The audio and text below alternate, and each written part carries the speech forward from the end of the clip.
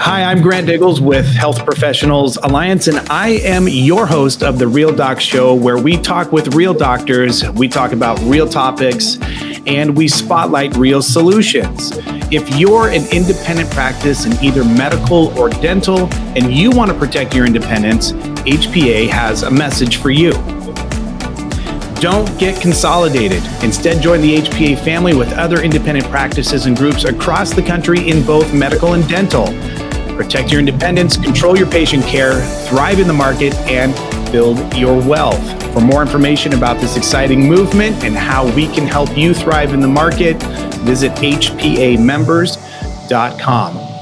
As always, we invite you to hit that subscribe button on our YouTube channel so you can stay up on the latest topics. And speaking of our latest topics, we have a really good one today. We're going to be talking with Dr. Calie Roa, the current Oregon Dental Association president, to learn more about that organization and why you should be involved. So without further ado, let's get started.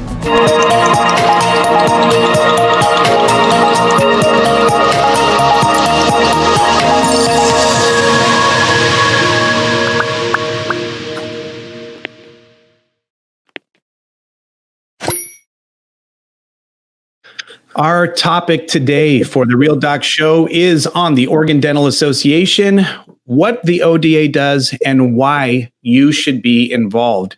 And we have the opportunity to speak with the current president of the ODA, Dr. Calie Roa, currently serving. For more information about the association and how you should be and can get involved, visit oregondental.org. So let's get started. I am pleased to introduce to our audience our guest today, Dr. Calie Roa. Dr. Roa, how are you doing today? I'm great, Grant. Thanks so much for having me on the show and for this wonderful opportunity to share about the Dental Association. This is a privilege. Thank you. Absolutely. Well, I have to tell you, the privilege is mine. I appreciate you coming on the show. And the thing I like about this episode of the Real Doc Show is that we're going to be talking about the Oregon Dental Association. And the opportunity we have here is that we don't have to assume what the association is for, because I think a lot of people think about their different associations. It's like, oh, the association, I'm a part of it, and it kind of does these things. Let's get rid of all the assumptions today. That's why we have you on the show. And let's really talk about what makes ODA different, what is actually occurring at ODA, what you're working on, and the things that are important to this industry. So let's just eliminate all these assumptions right off the bat and get rolling on talking about the real content that you want to share with your members and those that are not members of the association, why they should get involved. So before we jump into that content, give us a little bit of your background and tell us a little bit more about who you are. Thanks. Yeah, I am a current full-time practicing dentist down in Medford in Southern Oregon. I've been a dentist for 12 years and have kind of gone through a whole plethora of different styles and modalities of dental practice. I started out in public health. I worked at a public health clinic here as a National Health Service Corps scholar, and that was a great way to start my dental career. I made some great friends, and it was actually in that role that I started to get involved with the Dental Association. And I know we'll come back to that, so I'll talk more about that later. But then I went from there to a group practice and was there for 7.5 years, almost 8 years, and then just moved into my own practice. Actually, during COVID, I decided to open up my own practice. And it's been a whirlwind. It's been a fun adventure, and also opened my eyes up to a lot of what's happening in the current climate of the dental profession. So it's been fun. It's been fun to be in all the different modalities, and it seems to be serving me well in my current role, having a little bit of understanding of different types of dentistry that is practiced throughout our state. Originally, I'm from South Africa. That's why the accent. But I was about to bring that up. I've been in the States for 24 years, so it'll come and go as I talk. So you'll hear that in case you're wondering.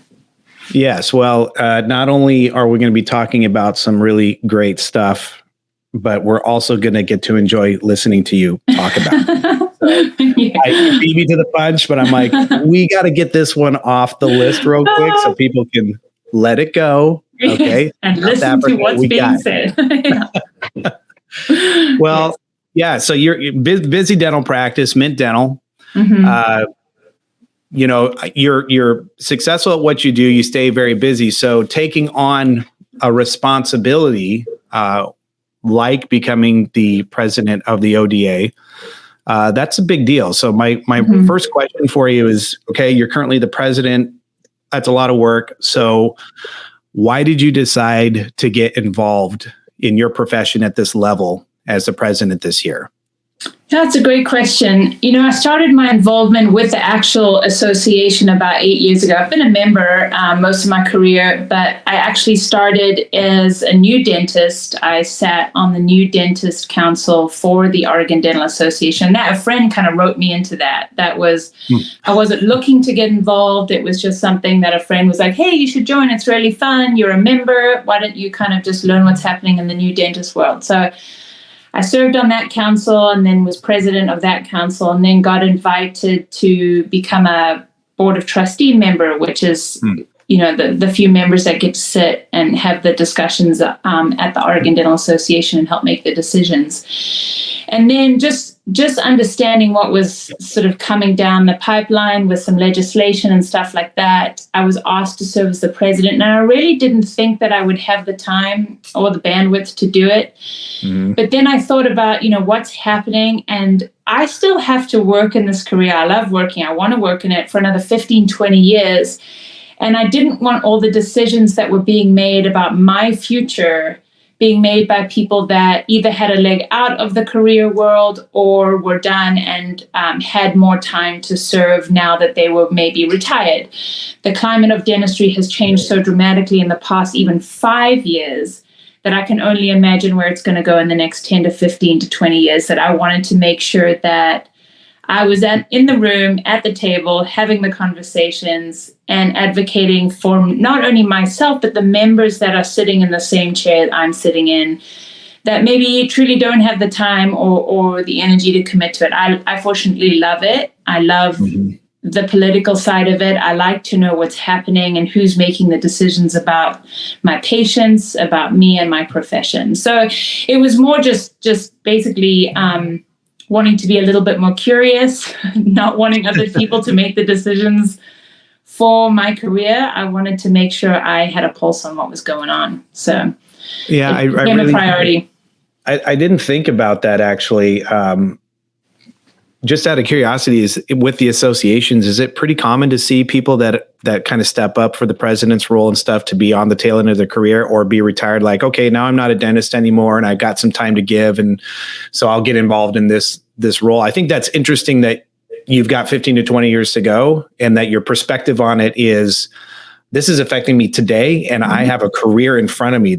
I've got a long runway still coming up. And so I want to affect that change now while I'm in the trenches. And I kind of wonder how that affects the decisions from president to president on what they think is valuable in the ODA based on where they're at in their career. So that one really caught my attention, that you're right in the middle of your career and still putting in all this bandwidth to create effective change. So and this leads right into our next question, which is great. I said earlier, let's not assume what ODA does, but let's actually use this time on the show to discuss, really bring an education to not even people that aren't part of the membership that should decide to come in, but those that are even in the membership. What exactly does ODA do? And what are some of the initiatives specifically that are kind of your pet project, or the things that are near and dear to your heart right now? Yeah, that's great. I think the biggest misunderstood part of what the Oregon Dental Association does is that we are not necessarily a continuing education platform or group or association. We offer that. It is definitely a benefit of being a member in the association. But our number one priority as the Dental Association, with and working in conjunction with the American Dental Association, is advocacy. Our goal, our number one priority, is to make sure that we are talking to legislators, politicians. We're at in Oregon, we're in Salem. We have lobbyists that are working for our profession to make sure that we can practice our, and the downside is that, I guess maybe it's an upside or a downside, however you choose to look at it. No matter what we do, every dentist is going to benefit by what we do. Correct? I mean, if we go to Salem and we're lobbying, not only are our members benefiting, but every dentist that practices in Oregon. So then what would be your incentive, you say, to join? Incentive to join is that with more members in the association, we have the ability to do more. When we only have a certain number of members, you then are stuck with, what can we do with the resources that we have based upon the membership that we have. So that's our limiting, that's our cap, that's our ceiling, in that sense of things. So when we say we want members to join the ODA, so that we have the ability to do more for our career, our patients, and our profession. Right now, the two that are dearest to my heart, a big one that passed was the Dental Therapy Act. It's coming throughout the nation. It just passed in Oregon. So we played a huge role in that, was sitting on healthcare committees and talking to our senators and representatives on the healthcare committees. I sat on so many Zoom calls during open session to talk to our legislators about, would it be a benefit? Would it be a detriment? How does it affect the dental practice model? Is it safe for patient care? We knew it would pass. It was, anything that has a label, access to care, is going to pass through, it's going to pass through Salem, no problem. We knew it, but we wanted to make sure we were there at the table, putting some restrictions on that would protect our patients. When the bill first came through to the House, it was scary. And the things that we were allowing dental therapists to do to patients would scare anyone. Almost a question like, would you want to go see a dental therapist that walked out of a 3-year education program right out of high school and be able to pull a tooth? No one would feel safe. No one would feel safe doing that after spending 8 years in college and dental school to learn how to pull a tooth. You wouldn't want a high school grad pulling a tooth with no real scientific background. So that kind of stuff where we sat and we talked to people about what is the reality? What does this look like in the actual dental landscape if someone were to come in for an emergency dental visit and need a tooth pulled? Would this person be able to practice safe dentistry? So that's what we're thinking about. Another one which is hot and heavy right now, is our staff shortages throughout the nation. We're seeing it here in Oregon. We're having very few hygienists, few assistants. And when we are able to get them, the cost to hire people has gone up substantially. So there's some legislation that we tried to pass in this last session. It was a short session. I think it was only 21 days. So we were not able to get some traction with some of the work we wanted to do there. But what we did do was we got a lot of conversations started with our representatives and senators and giving them the opportunity to understand what the workforce issues are. So this next session, we're actually introducing some bills that would create some funding for scholarships through community colleges for dental assistants. Oh, wow. So we know that these are the top issues with our profession happening. We are your people that go and get money so that you can have a better workforce. Without us, you're scrambling.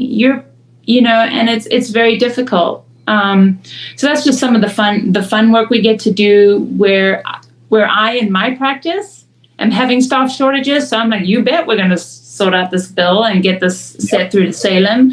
Retired dentists, that is not a concern. They're not, I know that they care about it. They really do. But truly, this is affecting me and my practice on Monday when I go back to work. Yeah, it's funny that you, two things I want to say. Number one is as a dental consumer on my side, it's important to feel safe because I always feel unsafe. Yeah. Everyone does. No one loves us. Let's be real. Open up your mouth. You see this thing? I'm going to put this in your mouth. And so the Dental Therapy Act, I think, is certainly one that got my attention as well, because I'm a particular consumer of Right. if you know what I mean. Yes. And then the second thing is, kind of going back to the very beginning of what you said, the membership side of it. There's two aspects that I see, and the first is the critical mass of the membership itself. So being able to go to Salem and being able to say ODA represents this many members that we can confirm. So you've got market leverage in membership and attention, right? And then the second one is the fees themselves that these dentists pay into for the ODA to be a member. It makes me wonder if a lot of them are like, I'm a member strictly because I get CEs each year. And that's an easy way for me to tackle that. There's ways for me to network with other dentists and maybe do some social things that are fun. But this membership really, not just the critical mass of members itself, but you mentioned that there's this ceiling of activity that you can do based on the size of the membership, just on the dues and the fees as well, that kind of help pay for these things that require a lot of work. And I don't know this, and maybe your typical association member would know this, but how many people do you think approximately actually help serve in the ODA each year, from the president to everybody else that's kind of part of it? How many people are actually kind of doing some of the legwork on this stuff? We probably have about 50 members that help in some capacity, maybe even more. We have different task forces. So we have our board of trustees, and then from there we have very different committees. And then we have people that serve at the national level, at the American Dental Association. So we send, different people that serve on committees there too. So there's a lot of involvement, which is great. There's many capacities to get involved with. We have a charitable arm called the Dental Foundation of Oregon, where dentists are involved in that too. You can serve on the dental van, serving missions, helping underserved populations there. So there's so many different capacities to get involved with, and we're always looking for more members to serve. We have in Oregon, this was one of our projects we started, which is really great, and it's been extremely successful, is the Leadership Development Committee, or program, where you actually go through almost training. It is training on what it's like to serve in the association, what all the different committees are. You sit as guest on different committees, and it just kind of gets you involved in what the association is about and what it looks like. So every year we try and get people involved in that. And that's a great stepping stone into getting involved in some capacity with the Dental Association. And that's great.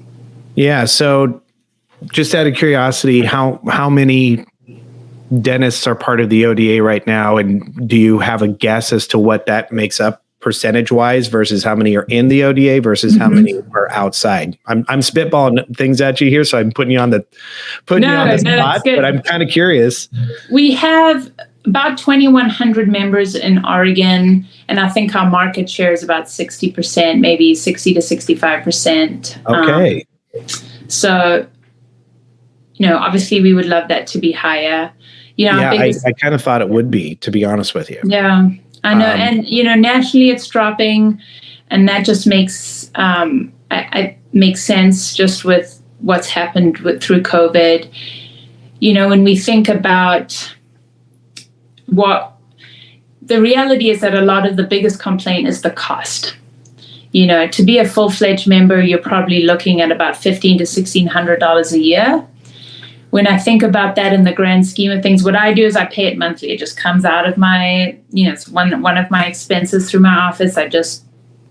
So I don't even pay attention to it. It's just, but in the grand scheme of the ROI of that investment, it is huge. It is huge. It's one crown. It's one crown. Yes.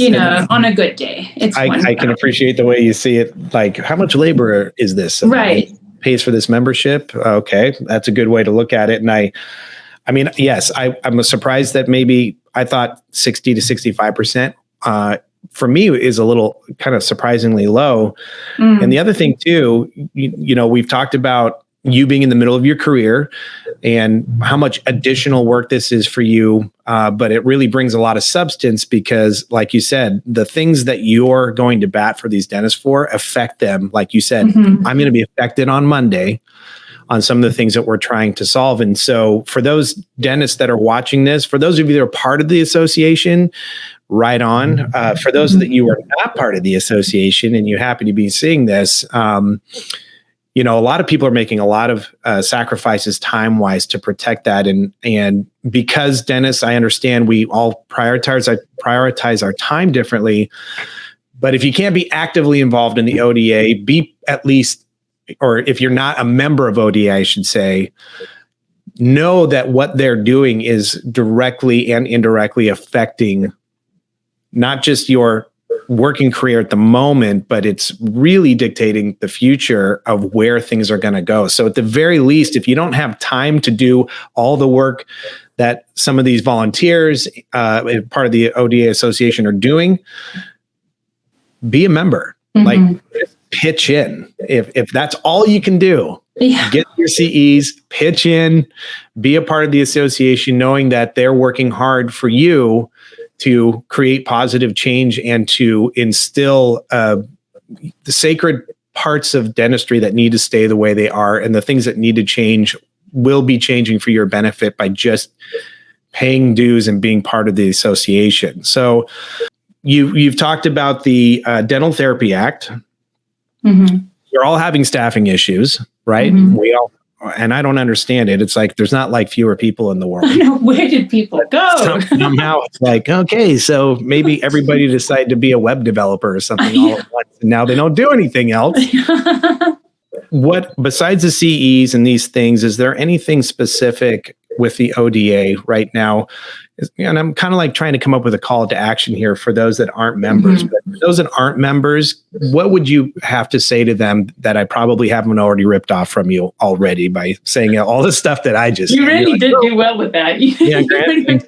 The call to action would be, our number one goal. It's funny, I just got to attend the OHSU graduation as the president of the ODA. And 12 years ago, I was sitting in that chair, and they got to read, your do no harm pledge, basically, as a dentist. And it was just rereading that. I haven't read it in so many years. It's almost like we should pull it out every few months and just read that. The do no harm. We're here to serve our patients. We're here to do the best we can to do our career. We don't read that saying, I'm going into this because I want to make a ton of money. I want to have a big house with a great car, and I want to travel the world. And I want to, that, hopefully that's not why we get into this. Our number one priority of why we do what we do should be to serve the people we get the privilege to serve, in what capacity we're serving, whether it be public health, whether it be corporate dentistry, whether it be private practice. It is a privilege to sit in that dental chair and serve our patients. So then now think about it one step beyond that. We now get the privilege to help make that be the best it can possibly be by being involved with the Oregon Dental Association. When we are not helping to direct the ship of our own career and we are leaving it up to politicians because we don't have the strength through an association to actually be talking to them and having the conversations, we are letting other people tell us what we should do. We see this with insurance companies. We see it with how they dictate what treatment we can do and how much we get paid. That never sits well with me. And I know, talking to most people, that does not sit well with them. In the public health realm, we see how we are limited because politicians have cut reimbursement rates and things like that. That should be driving us crazy. That should be frustrating us enough to know that the $1,500 to $1,700 that we are putting into the kitty is definitely not enough, and you should be willing to pay more. And that's why I'm like paying it in time, because it's enough for me that it's that important. That when my patients in the practice and the career that I signed up for is getting dictated and steered by the political agenda, it didn't sit well. That it was enough for me to get off my chair and get involved. And like you said, if you don't have the capacity, no fault. There's people, we love it. We volunteer our time. We are not paid for the time that we go up to Portland or Seattle or wherever we have to go. We are not paid for that. So just help us by being involved and paying, your association dues. And you've got people that really do love it. It's fun. It really is fun. Yeah, it's funny. I talked with an oral surgeon about 3 months ago, and he was talking to me about going through school. Mm-hmm. And one of the questions when he was a student is whoever the professor was or whatever said, "Why are you going into the dental industry?" was the question. And to firm up what you have just made a comment on is, he said, how many people here, raise your hand, are going into the dental industry because it's going to make you a lot of money? And he remembered sitting in there, and there was one, maybe obvious or honest student in there, but the student raised his hand, and the professor pointed at the guy that raised his hand, and he said, if you're just getting into dentistry to make a lot of money, you're not going to do well in this industry. Mm-hmm. And because he was reiterating right off the bat, this guy remembers that what you're doing is beyond money. It's a relationship, and especially dentistry, it's emotional. Mm-hmm. And so really being a master of your craft in this industry so that you can meet the patients where they need to be met emotionally will make you a successful dentist. And his point obviously was, if you're just in it for money, you're probably not going to do well, because the other things that you need to be really good at has nothing to do with money. Mm-hmm. So I love that you said that, because I got that story. So I thought I'd throw that story out there. So one of my other questions is, you're part of the HPA family here at Health Professional Alliance. We obviously, our focus is in helping independent practices, as I kind of said in the beginning of the show, helping them stay independent, helping them thrive, ensuring that we perpetuate independence into the future. And you decided, after looking at what we're doing, that this was something you were interested in. So I'm just kind of curious if you would be willing to share just a quick snippet of what your thoughts on HPA are and why you decided to join HPA. Sure. It's actually a funny story. I was chatting to John Van Leeuwen a few months ago just about some stuff and the dental climate, all that kind of stuff. And then he's like, hey, have you heard about HPA? I'm like, I don't know what this is. And he started talking to me about it, and then, listed a couple people who were involved. And I was like, I don't know, it seems a little dodgy. That seems a little weird. So then I called up a few people that I knew, and I said, tell me about this HPA thing. What is it? Is it legit? Is it real? And then I started talking to John more. And then I said, I don't know about this. And he said, well, funny, we're going to add an Invisalign discount. And I said, well, why don't you call me back when that goes through? Called me back. He's like, we signed with Invisalign, you get a great discount. And I said, fine, I'll join. Fine. That sounds great. I'll join. So I joined, I got involved. And then the intricacies of HPA started happening. I started to learn more. I started to talk more to the people involved. I started to learn about all the different services and what the actual mission and vision of this alliance is. And the more I learned, the more I'm like, wow, this is actually far bigger and better than I possibly could have known. And what I have learned through just being involved in the few short months I've been involved in, the people I've met, the services that I've come to know and have started using have been hugely beneficial, not only to me personally, but also to my practice. So it was a win-win on some very sort of, I wouldn't say I jumped in with a firm belief. I'm one of those, like, my belief came after the baptism, kind of thing. Yeah. It's really, and the more I'm learning and the more I'm talking to people, the more I think this is a really great alliance and it's a great program. And I think their mission is very genuine and very positive. And, with where we are going, it is a scary thought for the private practice model and being able to serve our patients authentically and from a point of self-direction, me, Dr. Calie Roa, directing my practice and where I want that to go and where I want my practice to end up when I have to leave it, sadly. I don't want to get strong-armed into something I don't feel comfortable leaving my patients in. And so I think it was birthed from a very genuine place, and I see it.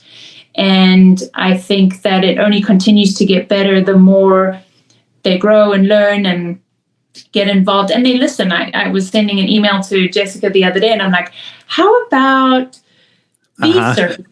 How about like therapy and wellness and gyms and things like that, where I'm like, it's not, it doesn't have to necessarily just be, about accountants and bookkeepers and dental supplies and things like that. It can go beyond that. And everyone listens and is like, that's great. That's a great idea. Things that you can do. And so it's also not only just an alliance that you can be involved in, but I feel like it's also a great professional camaraderie group. And so I would say it's been a very good add, not only to my professional career, but to my practice. So it's great. Well, I appreciate that. And it's true. I mean, the model itself is designed to benefit the members who make up the company.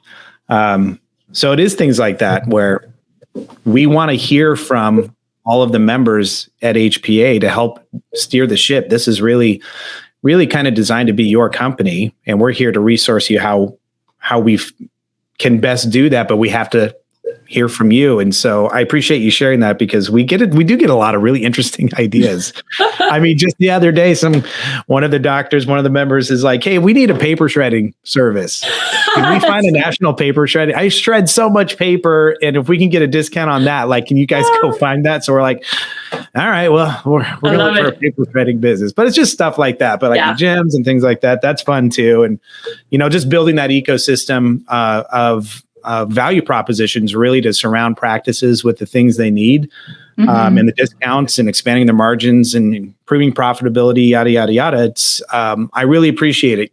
You actually were very concise in your answer on that, because I was like, I wonder what she's going to say on this. You should be the president of the ODA. Think about that. I'm on the downhill now.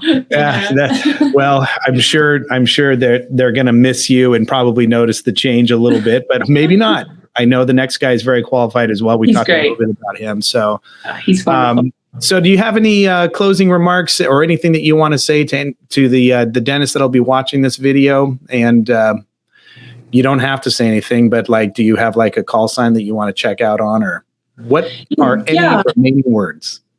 I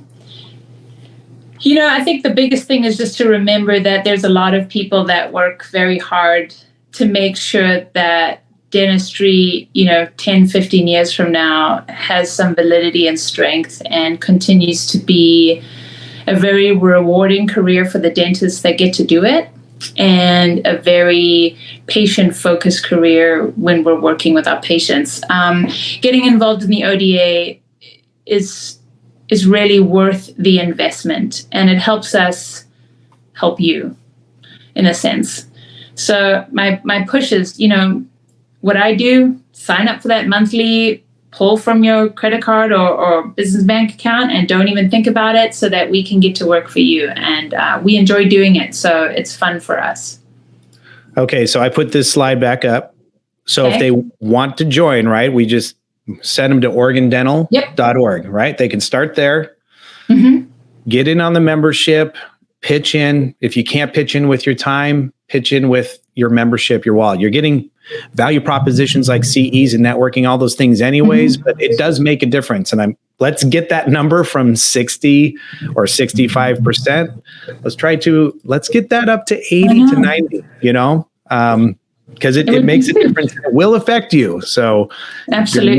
If you're not part of the ODA now and you start complaining about what's going on in the market, don't know what to tell you, every little bit counts. Well, I really appreciate your time, Dr. Roa. Thank you for being on the Real Doc Show. You have been absolutely delightful. That was fun. I told you it would be fun. Way easier than I thought. Thank you. Absolutely. Well, that concludes our show for the Real Doc Show, where we talk with real doctors We talk about real topics and we spotlight real solutions. Again, thank you, Dr. Roa. And I look forward to seeing you again, I'm sure probably pretty soon. That'd be great. Thanks, Grant. Yeah, you bet. Bye.